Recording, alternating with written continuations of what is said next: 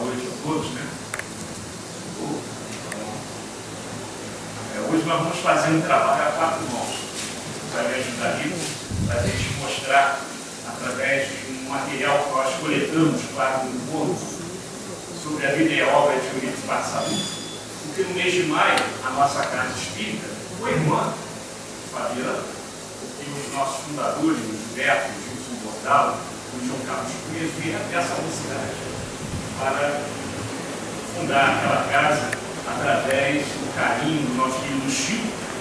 E certa vez, quando aqueles jovens, na época, na década de 60, estavam em Uberaba, e o Chico falou: olha, tem um espírito aqui que está querendo colaborar com vocês. Eles já estavam com a intenção de inaugurar uma casa espírita e estavam indo constantemente a Uberaba para procurar o Chico nas orientações. E o Chico falou: olha, tem um espírito aqui que quer trabalhar com vocês aí, se vocês quiserem. É Eurípides Barçalus. Hoje, nós temos mais de 10 livros sobre Eurípides. Há menos de pouco mais de 10 anos atrás, nós tínhamos duas obras.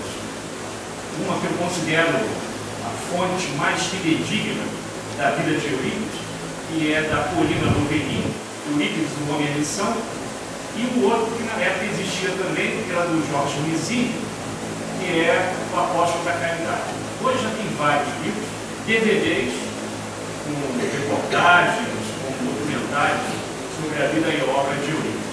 Mas nesse mês de maio, a nossa casa, desde o dia 1º, que se comemora o nascimento e a chegada de Eurípides no planeta Terra, nessa última encarnação, desde o dia 1º de maio, a nossa casa, como hoje também, deve estar fazendo palestras sobre Eurípides Barçalus. E antes de fechar o mês de maio, eu trouxe esse trabalho para a gente conhecer um pouquinho mais da vida do nosso querido professor.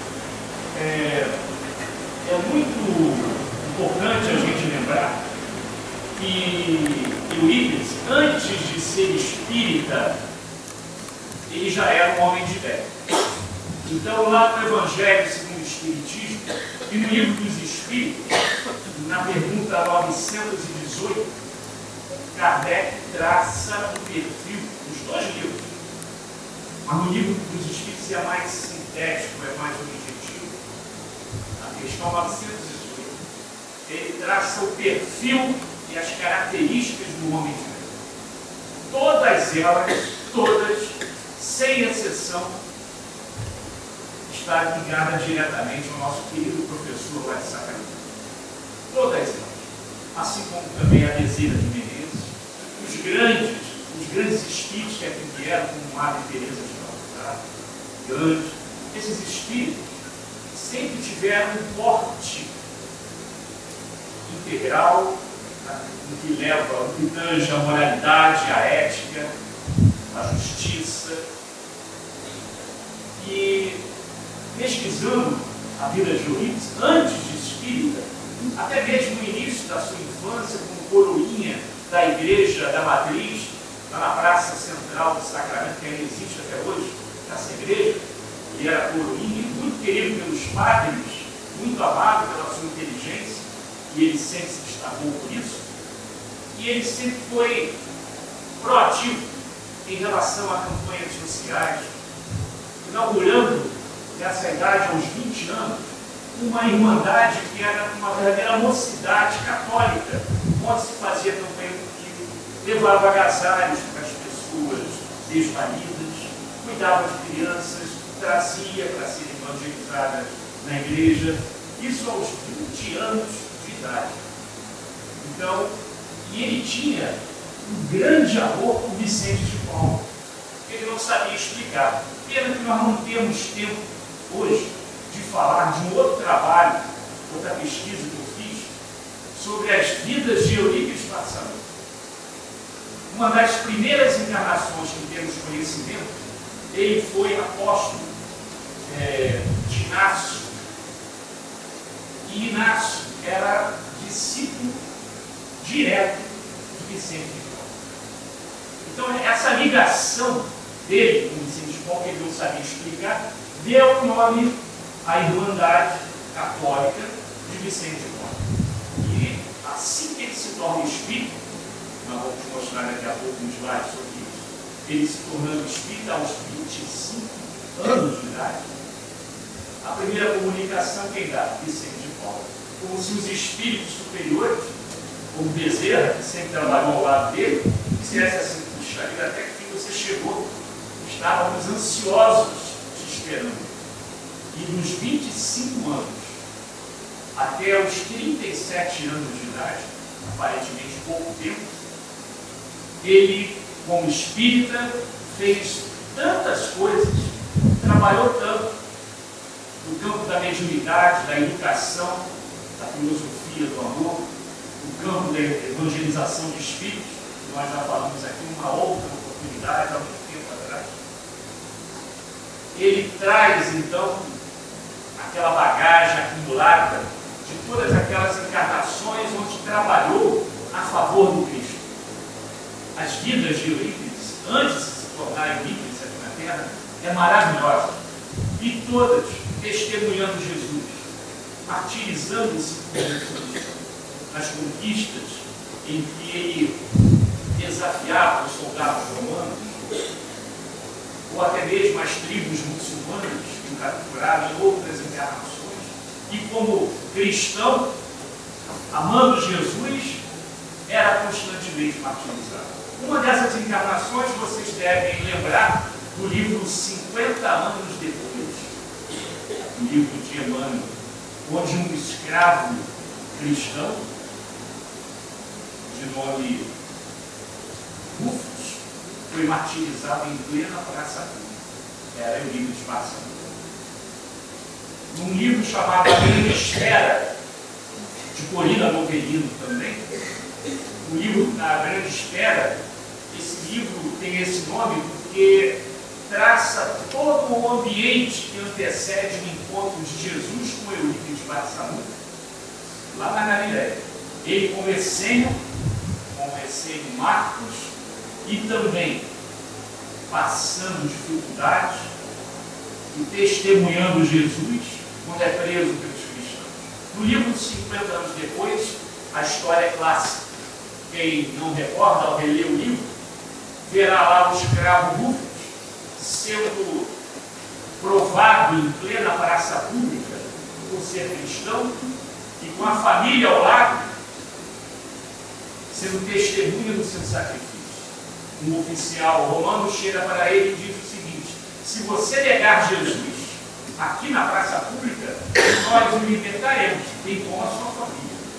Se você o negar, será esquartejado à frente da sua família e toda ela será vendida como escravo.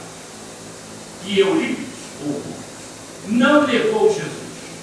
Sua fé era maior do que tudo.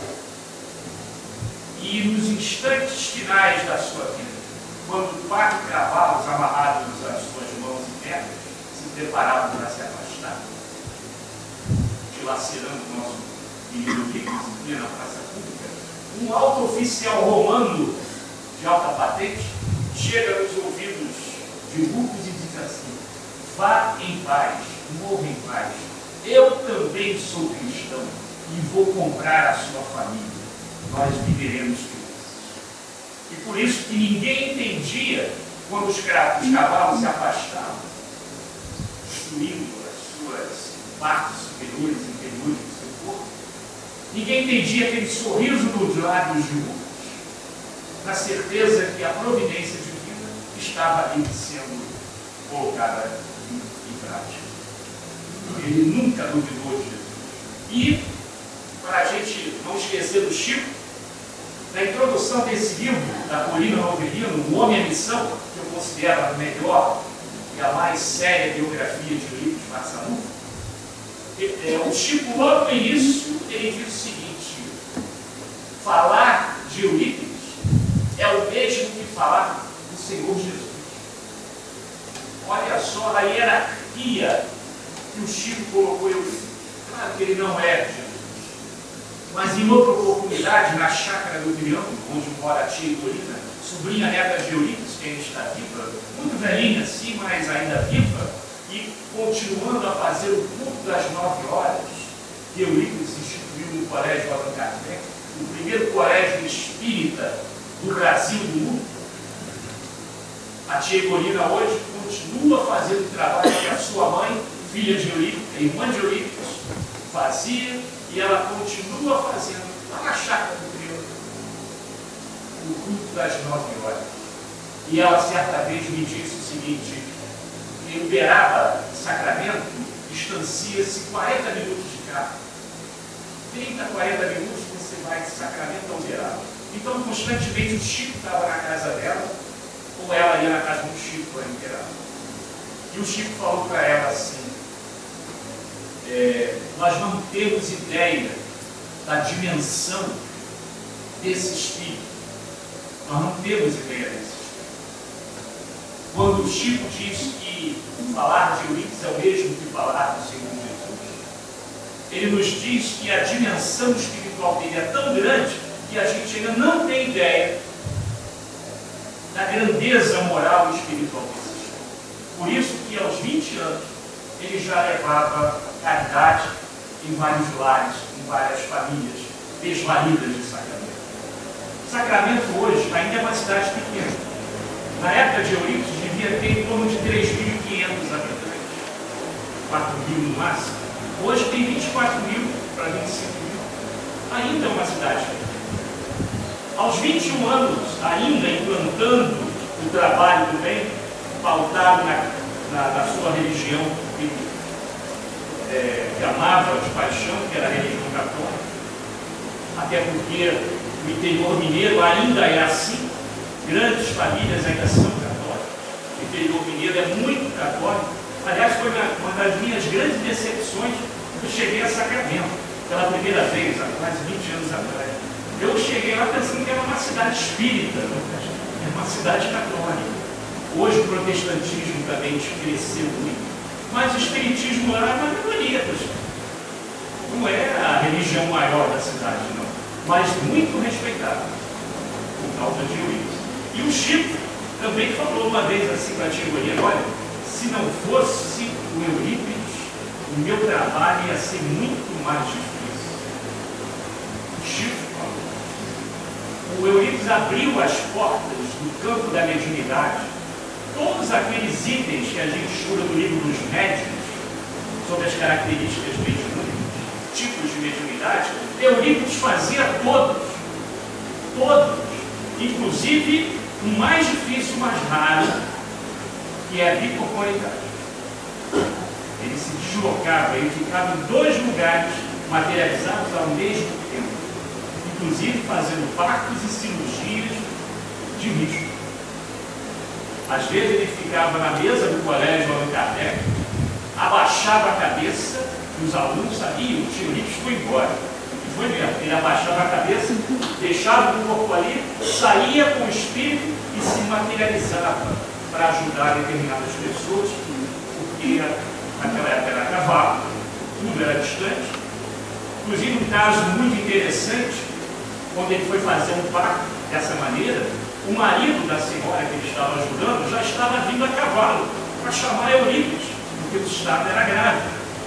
Eurípides saiu do corpo, foi lá, se materializou, ajudou a tirar a criança, deu todo o cuidado para ele, para a criança, para a mãe, e voltou para o colégio. Quando ele desperta, levanta a cabeça, quem está batendo na porta? O marido, que veio pedir ajuda. E Eurípides disse: não, eu já cheguei de lá agora, o senhor pode voltar tranquilo. É uma linda criança, só pode voltar tranquilo, que nasceu, deu tudo certo. Claro, o homem não acreditou. Colocou quase que Eurípides embaixo do braço, botou no cavalo e foi com ele lá. Ele não acreditou. Aí quando Eurípides entra na casa, que ele já tinha estado lá, abre a porta e entra, a recém-mãe diz para ele assim: de volta, Eurípides, por que você voltou? Aí o marido teve que acreditar. Então, casos mediúnicos, que nós vamos até comentar alguma coisinha mais à frente, era muito comum, né? Mas a sua vontade de ajudar, de trabalhar pelo próximo, pautado na Igreja Católica, que era a sua referência até o momento, né, fez com que ele também colocasse, se projetasse como autodidata, porque ele nunca saiu do Sacramento para estudar. Ele até tentou vir ao Rio de Janeiro, se formar em medicina, até passou nos exames, estava tudo certo para começar, e quando chega ao Rio para iniciar os estudos, a sua mãezinha tem uma crise terrível. Era por isso que ele queria fazer medicina, para ajudar nas crises sistemáticas que a sua mãezinha... isso foi aos 22 anos, 21 anos de idade. Sua mãezinha sofria de uma doença que depois descobriu-se, Dona Meca, né, sua mãe, depois descobriu-se que era doença, coisa nenhuma, era obsessão. E quando ele se torna espírita, consegue curar a sua mãe e se tornando uma médium curadora maior até que o próprio Eurípides Barçanufo. A mediunidade de Dona Meca, que tange a cura, tratamento de cura, era maravilhoso, maravilhoso. Os passes de cura que ela dava, a fluidificação da água para poder ajudar a cura de determinadas pessoas. Melhor, Eurípides reconhecia que esse tipo de mediunidade de Dona Meca era superior a dele. E era tudo obsessão. Não foi então à toa, o acaso não existe, que ele larga a medicina, volta para Sacramento e estuda muito fitoterapia, homeopatia, se preparando para um trabalho que seria iniciado quando ele, ao mesmo tempo que lança o jornal, o primeiro jornal do Sacramento, também inicia um trabalho com a farmácia, dando gratuitamente remédios para ajudar aquelas pessoas muito pobres da região. E ficamos sabendo pelo próprio Chico, em muitas encarnações na França, Eurípides reencarnou como médico. Daí a sua facilidade de trabalhar no campo da cura, do tratamento, das cirurgias, ao lado de Bezerra de Menezes. Sempre esteve ao seu lado. Aos 22 anos, então, ele cria vários setores culturais, inclusive no Liceu Sacramentano, o seu primeiro colégio. Onde os amigos padres, os amigos professores de outras regiões iam para lá ajudar Eurípides na montagem do currículo, na formação daquelas crianças numa região tão carente quanto o Sacramento. Era um colégio de referência. Os melhores professores do Triângulo Mineiro estavam ali reunidos por causa de Eurípides, que atraía esse povo docente. Eurípides não cobrava. Aqueles que podiam pagar, pagavam, cobriam as despesas daqueles que não tinham condições de pagar. Muitos professores, principalmente professores padres, faziam o trabalho como doação, com carinho, porque sabia que Eurípides era um grande cristão, um grande católico. Ele estava também divulgando o catolicismo naquele momento. E ele aprendeu tudo sozinho. Repito, ele não fez faculdade. Ele era autodidata, sempre estudando, lendo, aprendeu várias línguas, e não é por acaso, várias encarnações da Europa. Inclusive, a sua intelectualidade está diretamente ligada a uma das últimas encarnações na Suíça, como Lavater, ou Lavater, como aquele grande filósofo suíço, era Eurípides Barçanufo, amigo pessoal de Pestalozzi. Daí ele trazer os ensinamentos, os conceitos básicos de Pestalozzi, introduzido no Colégio Allan Kardec e também no liceu. Da onde ele estudou Pestalozzi? Ninguém no Brasil estuda Pestalozzi. Se tiver um ou dois livros biográficos, de forma muito resumida, é muito. Quem faz, ou quem fez pedagogia, quem sabe. Não temos obras completas de Pestalozzi. Se quiser, tem que trazer do alemão, do francês, do inglês. Nem no português de Portugal tem. Obra completa não. Por quê? Porque são livros de ideias, livros difíceis, que aqui no Brasil não tem. A Dora Encontre, a nossa querida Dora, lá de São Paulo, que fez o seu doutorado sobre Pestalozzi, o seu pós-doutorado também em Pestalozzi, e foi lá em Verdun, no Castelo de Verdun, conhecer o material, o museu que está lá. Ela reconhece totalmente o trabalho de Eurípides, porque também esteve em Sacramento, reconheceu o trabalho de Eurípides naquilo que a espiritualidade enviava para ele, e ainda hoje, com a sua outra sobrinha neta, Alzira, que dá continuidade a esse processo educacional da evangelização do Espírito. Alzira Bessa Amui, sobrinha neta de Eurípides, que dá continuidade a essa proposta pedagógica. E qual foi o meu espanto? Agora não é mais espanto, porque a gente, conforme vai estudando Eurípides e vai comparando com a filosofia pestalozziana, a gente vê que tem tudo a ver. Porque a memória do Espírito não se perde. E Eurípides, enquanto encarnava em Sacramento, trouxe toda aquela bagagem do passado, implantando a evangelização do terceiro milênio. Por isso que a gente diz que ele chegou 100 anos antes, porque aquilo tudo que ele montou no processo educacional e de evangelização para essa garotada do terceiro milênio, que é totalmente diferente da nossa geração. Com 3, 4, 5 anos, já sabe muita coisa, até na área da informática, do que a gente. É uma criança diferenciada, são espíritos diferenciados. E Kardec, ao lado de Pestalozzi, também aprendia. Por isso que a obra didática de Kardec, que parte do mais simples para o mais difícil, tem o lápis, tem a caneta de Pestalozzi. Tudo, toda aquela parte didática, toda aquela parte pedagógica, ele trouxe de Pestalozzi. Eurípides não dividia as suas turmas com meninos e meninas, misturava tudo, que era não dava castigo aos alunos, que era muito normal, comum em todos os colégios. Até recentemente aqui no Rio, no século XX, no início do século XX, era comum a palmatória, o castigo, ficar em pé olhando para a parede, sendo ajoelhado no bico. E aí, Eurípides tinha acabado isso tudo, instituiu uma monitoria, e Pestalozzi já fazia isso, vai ver, é o melhor meio de você, talvez, aprender estudando para ensinar. Então ele tem 100 anos antes, mas ele trouxe isso na sua memória espiritual. E quando ele implanta isso em Sacramento, é uma novidade, todo mundo quer conhecer, quer saber, as salas cheias do liceu, isso aos 22 anos de idade. Ele já tinha toda essa bagagem. E como Lavac, como amigo íntimo de Pestalozzi, inclusive lá em Verdun, no museu, no castelo de Verdun, lá no cantão de Neuchâtel, na Suíça, você vai ver correspondências de Pestalozzi com Lavac falando sobre possibilidades da imortalidade da alma, da pluralidade das existências dos mundos habitados.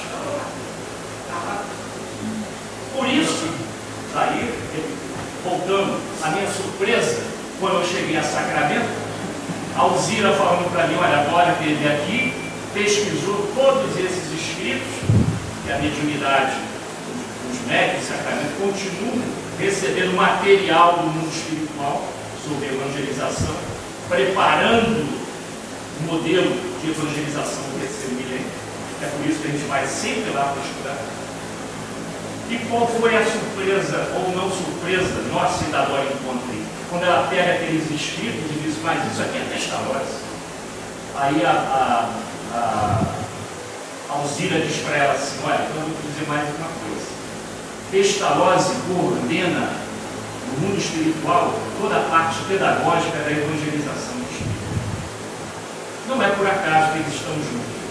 Kardec, Bezerra, Eurípides, esses espíritos sempre estiveram juntos, trabalhando com Jesus. Por isso não é estranho ver essas cenas antes de se tornar espírito. Ainda aos 22 anos ele se torna vereador. Ele se torna vereador. Ali é uma foto de como era a Câmara de Vereadores em Sacramento hoje. A mesma coisa, está muito diferente. A cidade cresce.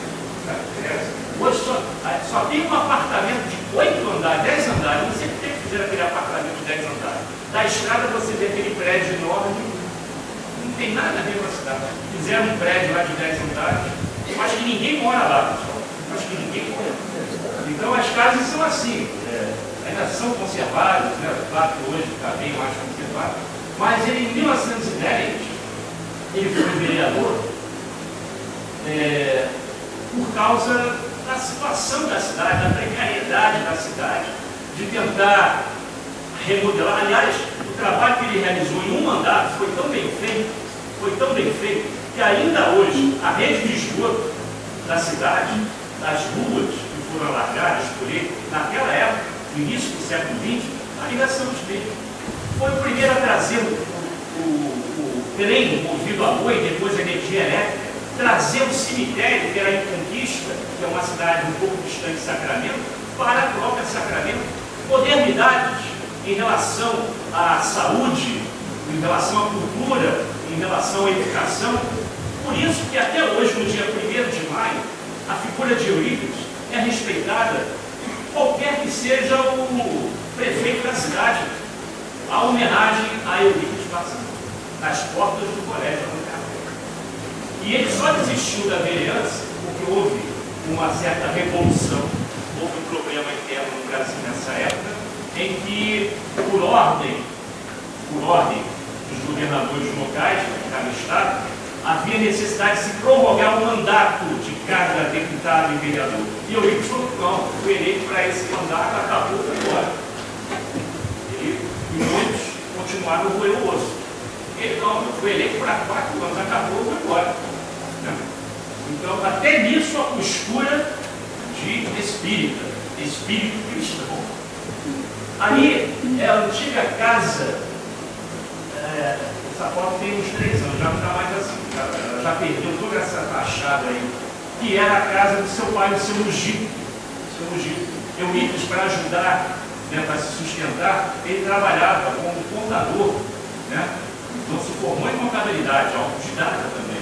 Ajudava o seu pai nesse local, que no comércio da época, na época eles chamavam de secos e molhados. Era um local, uma vendinha, né? E aí ajudava o seu pai. Hoje está totalmente caracterizado, mas lá em cima você vê lá a Casa Mugico, na da Cunheira lá, a Casa Mugico, que é a característica que mostra que era aí que Eurípides trabalhava com o seu pai, depois saía para o colégio para dar aula. No próximo slide, a gente vai ver que aos 25 anos de idade, então, ele encontra a doutrina espírita. E ele encontra a doutrina espírita, ou a espiritualidade, como chama direito, de uma maneira muito interessante. Muitos dizem que ele se tornou espírita quando recebeu aquele famoso livro de Leon Denis, depois da morte, diretamente do seu tio Mariano. Muitos dizem que Eurípides se tornou espírita ali. Não é verdade. Os grandes missionários, espíritos que vêm à Terra para nos ajudar, como Bezerra de Menezes também, não se tornam espíritas de uma hora para outra. Também aí é uma falácia em relação a Bezerra, quando dizem que foi aquela famosa viagem de bonde, que ele recebe o livro dos Espíritos do seu editor aqui no Rio de Janeiro. Quando folheia, ele diz assim: mas eu já li isso. E até chegar da cidade até a sua casa, ficando em São Cristóvão, né, que ele morava lá, folheando o livro dos Espíritos, ele dizia: mas eu conheço tudo isso. E muitos dizem que foi aí que se tornou espírita. Não. Bezerra de Menezes só se tornou espírita naquela famosa palestra na Federação Espírita Brasileira, 10 anos depois de ler o livro dos Espíritos. Nesse tempo ele ficou estudando Kardec. Eurípides a mesma coisa. Eurípides, quando leu o livro de Leon Denis, naquela mesma noite, na manhã seguinte, foi para a Chácara do Triângulo, onde mora a Tia Corina, releu e depois partiu para a fazenda Santa Maria, onde morava o seu tio, para começar a averiguar melhor a doutrina espírita. Nesse slide próximo, vocês vão ver a Casa Espírita Fé e Amor, que existe até hoje, só não tem esse muro da frente. Mas não tem esse muro da frente, mas a casa é igualzinha, como naquela época. Não sei se vocês sabem, mas no início do Espiritismo, somente ainda no início do século XX, As casas espíritas dividiam o homem de um lado e mulher do outro. Não sei se vocês sabem, mas era assim. E lá ainda é dessa maneira. Ainda é dessa maneira. As reuniões são aos sábados, volta às 17 horas. Os sobrinhos, né, do tio Mariano, o pessoal descendente da família do Leonino, da parte do tio dele, continuam levando esse trabalho. Era uma fazenda de escravos, naquela época, recém-libertos, os escravos estavam recém-libertos, quase todos espíritas, comunidade grande de espíritas naquela área. Característica dos frequentadores, pessoas semi-analfabetas, brutalizadas pela ignorância, pelo trabalho da lavoura. Os médios, todos eles, recebiam mensagens maravilhosas de todos os discípulos de Jesus, inclusive de Maria. Era um negócio maravilhoso. Mas Eurípides não acreditava nisso. A fé católica estava muito consistente e era uma pessoa extremamente racional. Não, eu vou lá, vou assistir uma reunião mediúnica e a gente vai ver esse negócio aí de perto. Se possível, desmascarar alguns farsantes. Ele ainda não era espírita. Ele ainda estava querendo ser. Por isso a sua vontade de pesquisar, de estudar. Então, quando ele chega na primeira sessão mediúnica, aliás, nessa sessão ele vai com um amigo a cavalo. A distância de Sacramento para a Fazenda Santa Maria hoje, de carro, dá 15 minutos. A gente consegue fazer em 15 minutos. Agora, a cavalo já deve ser uma meia hora, 40 minutos, coisa assim. Então ele estava indo a cavalo para lá e, juntamente com o seu amigo, ele estava pensando, disse assim, talvez esse negócio de comunicação do além, esse negócio de espiritismo de verdade, eu quero que o Aristides, de todos os médios daquela casa, era o mais ignorante. Ele não sabia realmente ler e escrever. O pessoal até brincava que para ele desenhar um ó, ele tinha que pegar um copo e um lápis para poder fazer um molde. O ó, para poder fazer um molde para frente. Ele não sabia escrever. Então, a cavalo, ele pensando com se esse negócio de espiritismo for verdade, eu quero que o Aristides me explique o Sermão da Montanha em francês. Ele não queria pouca coisa, não. Ele não queria pouca coisa, não. E um cara totalmente analfabeto, em francês, explicasse o Sermão da Montanha. Ele só queria. Aí ele chegou na casa, Centro Espírita Fé e Amor, né?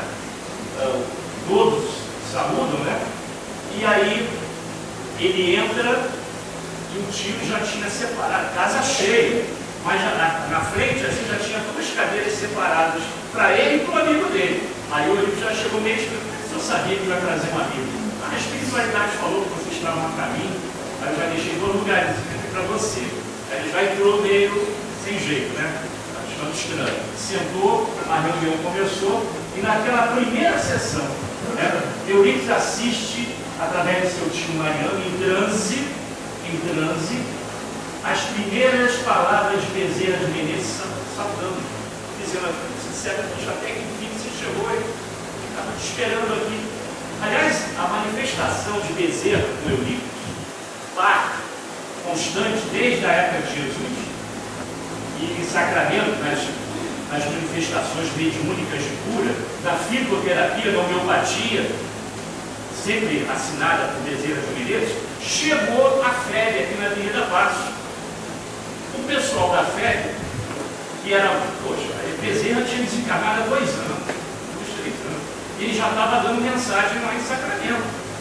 Aí chegou uns caras aqui, olha, eu vim de Minas, eu tenho um tal de Eurípides Marçamuco aí, que está dando mensagem de Bezerra de Menezes.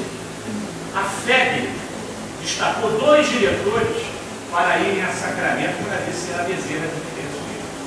Quando eles viram a assinatura, porque eles conheciam. O Bezerra foi presidente da FEB por 2 mandatos. É amigo íntimo daqueles diretores lá da Avenida Passos. Aí quando o pessoal chega lá, viu a letra, a caligrafia e a assinatura, não tem tudo. É Bezerra de Menezes. Volta para cá e diz, olha, a aquele médium lá está recebendo desejo.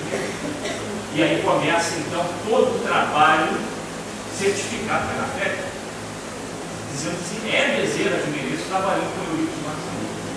Então, depois vem a comunicação de São Vicente de Paulo, e aí sim a comunicação lá do Aristides em francês. Mas por que o Sermão da Montanha? Porque desde coroinha da igreja, ele teve sempre dificuldade de entender os bem-aventurados, os aflitos. Como é que um aflito vai ser bem-aventurado? Ele não conhecia a vida após a morte. Ele não sabia que o espírito vai sobreviver. Até saberia, porque ele era cristão, ele era, portanto, espiritualista, não era materialista. Materialista não acredita em nada, mas o espiritualista de qualquer outra religião aceita a sobrevivência do espírito após a morte. Mas ele não sabia onde esse espírito ficava, o que fazia, né? Se ficava lá no limbo, esperando alguma coisa.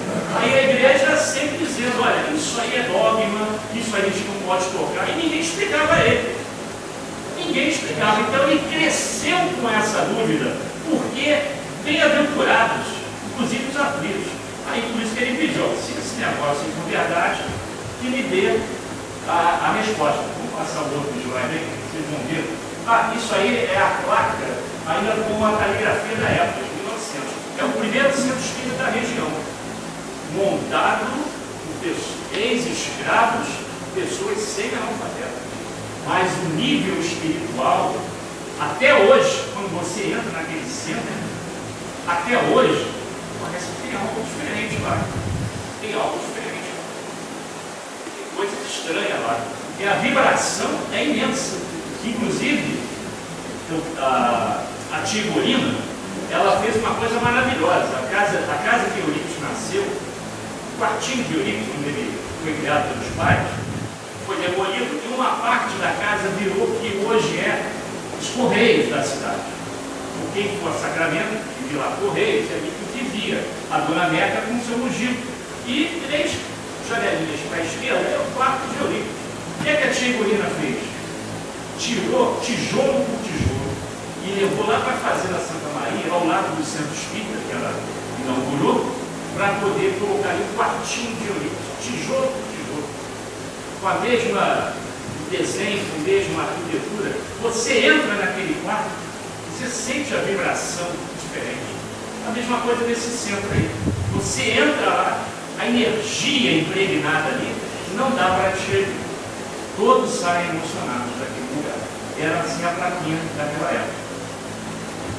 Esse é o centro também, ó, tirando o muro, é como era na época. A fazendinha é muito bonita, e ela é cuidada, inclusive a casa do tio Mariano, que é do tio Eurípides, com todos aqueles móveis da época, das mesas, das reuniões, antes de ser inaugurado o centro, as reuniões mediúnicas eram feitas na casa do tio Senhor, do tio Mariano. E um dos sobrinhos, dos amigos da família, continua a ajudar, continua a manter, né, a fazer a manutenção da casa, como se estivesse na época de Eurípides. Também com vibrações muito interessantes. E o próprio Eurípides, então, ao receber essa mensagem diretamente dos seus amigos espirituais, ele não tem mais dúvida. Ele não teve mais dúvida. Saiu daquela reunião se dizendo espírita, entre aspas, e ele ainda vai ficar 6 meses na Fazenda Santa Maria, largou tudo em Sacramento, para poder estudar a doutrina espírita, estudar Kardec. Vejam bem a importância de Leon Denis. A importância de Leon Denis. Não foi Kardec que chamou Eurípides, foi Leon Denis. Por isso a importância da gente ler os clássicos, que ninguém está lendo mais. Aliás, eu trago uma notícia aí meio chata aí, eu até comuniquei aqui na quinta-feira, devido ao fato da gente não estar lendo muito os clássicos, né? A FEB já tinha decidido, já desde o ano passado, parar de publicar os clássicos, pelo menos pelas gráficas da FEB. Por quê? A FEB terceirizou a sua gráfica aqui do Rio e do Brasil. Possivelmente, os futuros livros espíritos que vocês irão comprar ficará um pouquinho mais caro, porque aquele preço de pai para filho não vai acabar. A febre simplesmente acabou com as suas graças. Espero que volte atrás, mas essa decisão foi tomada no início do ano, foi efetivada lá para março. É preocupante que alguns livros bons não vão ser mais reeditados, e dependendo do editor, vai se interessar. Então, eu recomendava lá na nossa casa, a lei Gustavo Gelei, Gabriel Delane, Camille Flammarion, Leodelis, o pessoal ainda lê. Mas cuidado, esse pessoal não vai ser mais reeditado. E, infelizmente, essa triste notícia que eu tenho que dar a vocês. Mas, aí diz que finalmente o próprio Eurípides sofre desdobramento de sua mediunidade e recebe as revelações de sua missão de caridade pura. Inclusive aquela famosa passagem lá do Silva, quando Eurípides, dormindo, seu espírito sai do corpo, o corpo fica lá no leito, seu corpo vai subindo, e vê Jesus, famosa página, inesquecível, do Hilário, descrevendo esse encontro de Jesus com Eurípides, e Eurípides chorando. E eu lhes perguntando por que Jesus estava chorando, faz vários questionamentos. E até que Jesus diz que chorava por aqueles que conheciam seu Evangelho e não o praticavam. Quando o Eurípides desperta desse sono, ele nunca mais parou de trabalhar. Nunca mais parou de trabalhar. Inclusive, no próximo slide, vocês vão ver, ele tinha um amigo chamado Carlos, pouca gente sabe disso. Um amigo de infância que se tornou leproso, rancenino. E naquela época, a ranceníase ainda não tinha cura,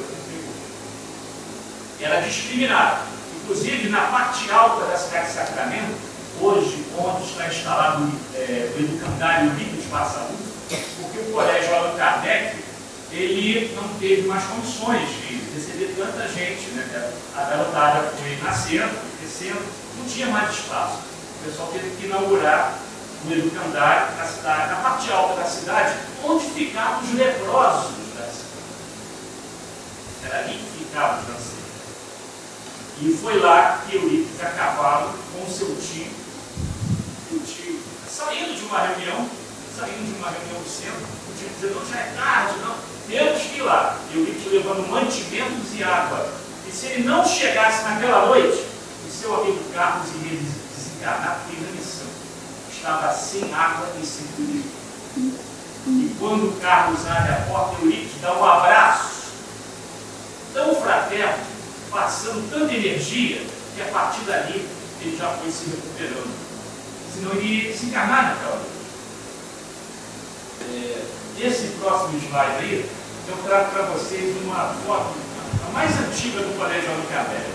Eurípides é aquele que está sentado ao lado de uma senhora de branco ali, à esquerda. Você acha mais à esquerda? É esse aí mesmo.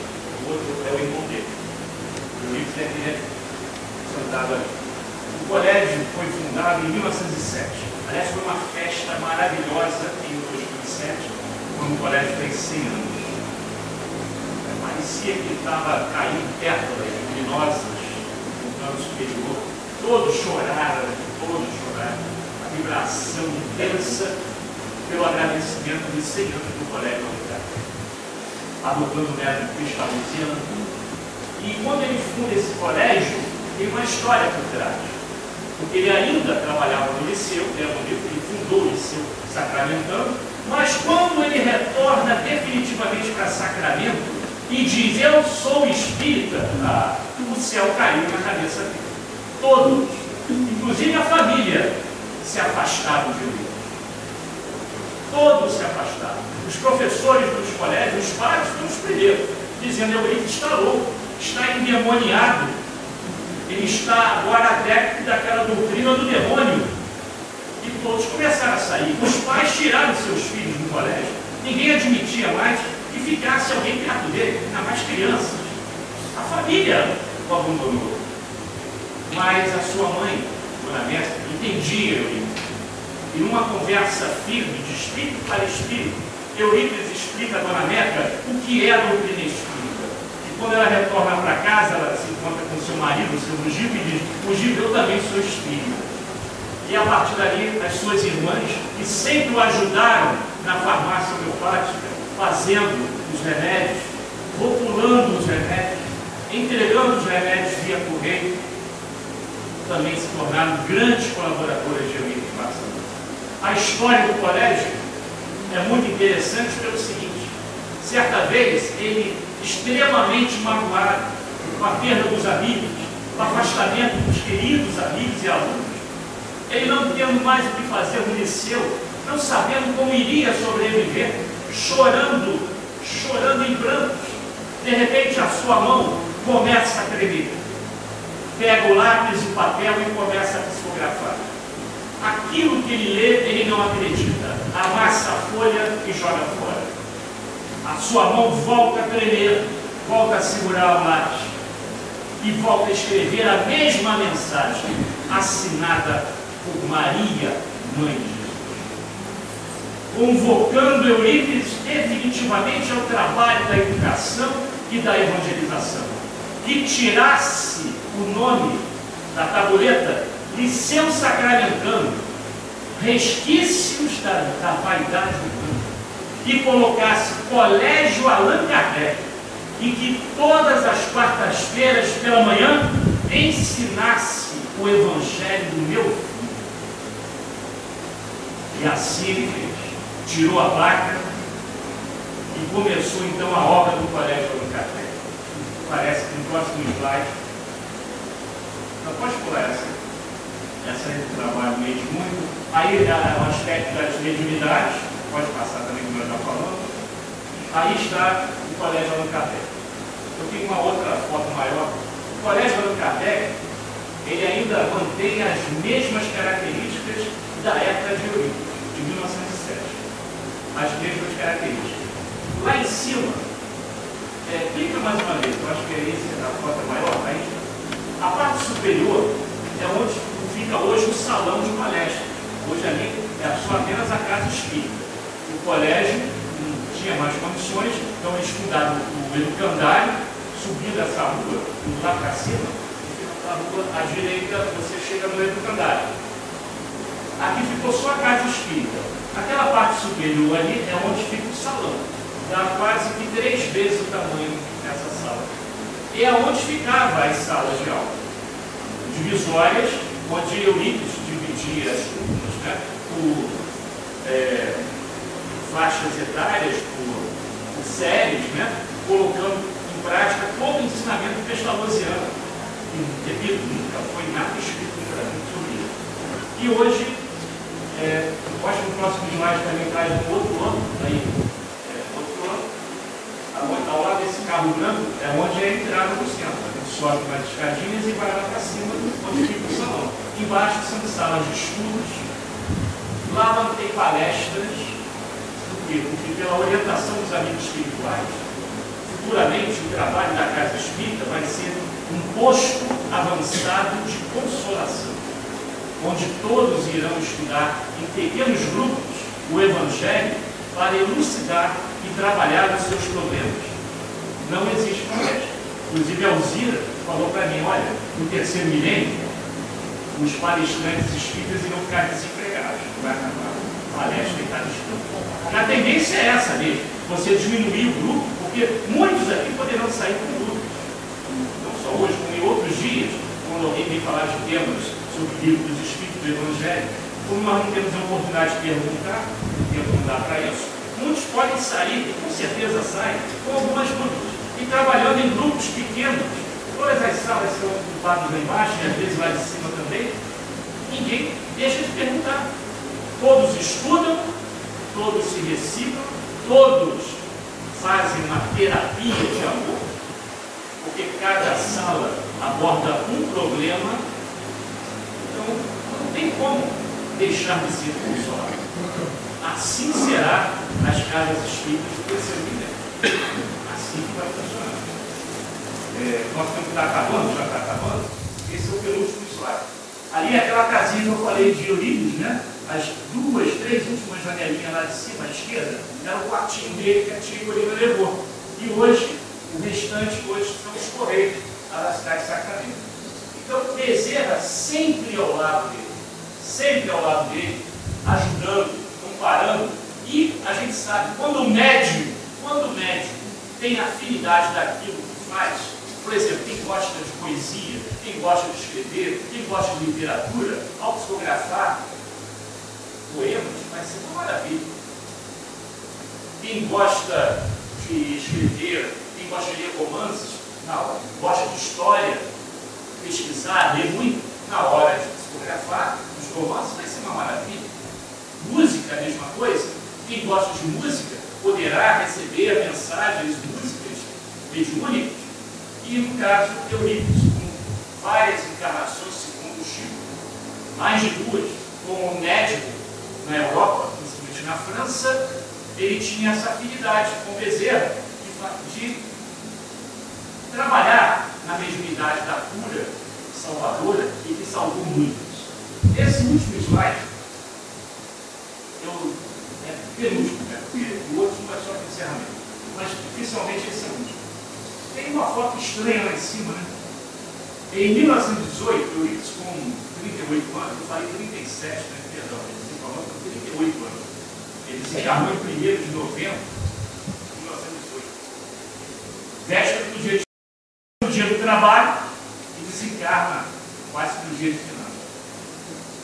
A gripe espanhola, que todos ouviram, né, falar por aí, finalmente chegou ao Brasil nessa época aí.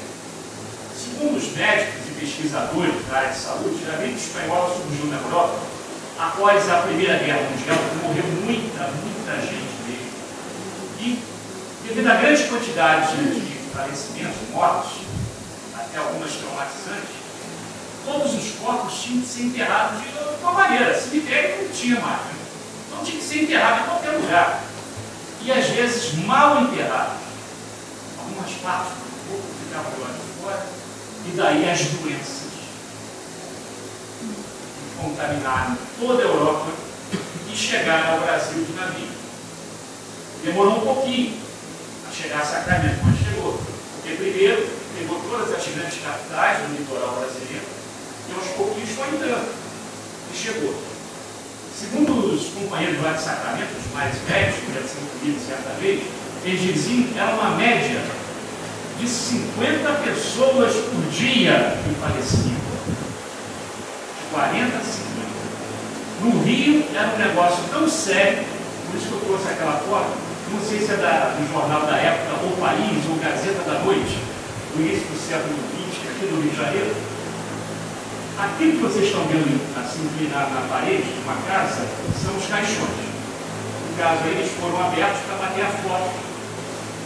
Mas a gripe espanhola chegou com uma tal intensidade que as famílias deixaram os caixões na porta das casas e as carroças da prefeitura chegavam e empilhavam esses caixões para levar em algum lugar para enterrar. O negócio era muito sério. Morreu.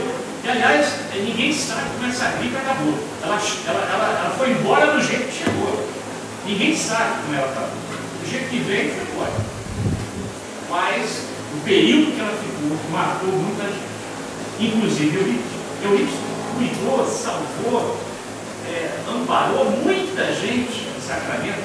Hoje, o hotel, chamado hotel, o primeiro hotel de Sacramento, que ainda existe lá, era o hotel do comércio, foi usado como hospital. Os leitos do hotel foram usados como hospital. Esse hotel fica exatamente do lado do colégio militar. Era usado como hospital. Ele curou muita gente, mas na véspera, Bezerra chegou para ele e falou: olha, amanhã é o seu último dia. Amanhã você desencarna. Então ele pediu a presença da sua mãezinha, e aí, aos 38 anos de idade, por isso nesse próximo slide, mostra o período da vida dele, 38 anos, nasceu no dia 1º de maio, até 1º de novembro de 1908. 38 anos de idade, mais apenas os 25 aos 18 anos como espírita, tal como Bezerra de Menezes. Bezerra, ao se dizer espírita, trabalhou 19 anos como espírita. E esses dois espíritos realizaram em 18 e 19 anos o que a gente ainda não realizou em mais de 10, 20, 30 anos como espírita. Portanto, fica aqui a nossa homenagem, e não deu tempo de falar tudo, não deu tempo de falar do educador, do médico, mas fica para uma outra oportunidade. Pelo menos a nossa homenagem a esse espírito, que também, com certeza, de braços dados a Fabiano, porque se os nossos diretores, dirigentes hoje lá do Eurípides saíram dessa mocidade, sabiam que o Eurípides já estava amparando, e com certeza esses dois grandes espíritos, de braços dados no mundo espiritual, continuam realizando os benefícios que nós, humildemente, como criaturas inferiores do reino de Deus, ou como dizia o Chico, cisco de Deus, ainda necessitamos do amparo deles para a nossa evolução espiritual. Muita paz a todos, que Jesus esteja sempre com você.